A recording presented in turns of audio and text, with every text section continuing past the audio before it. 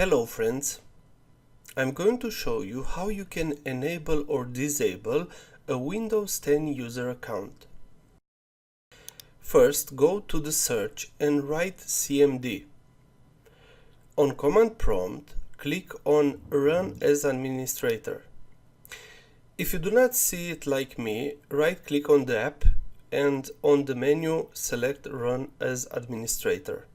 On command prompt, write net user to see all user.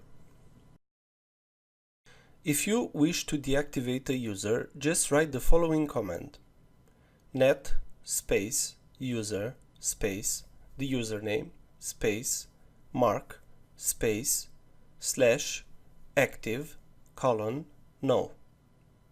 Now the user is deactivated.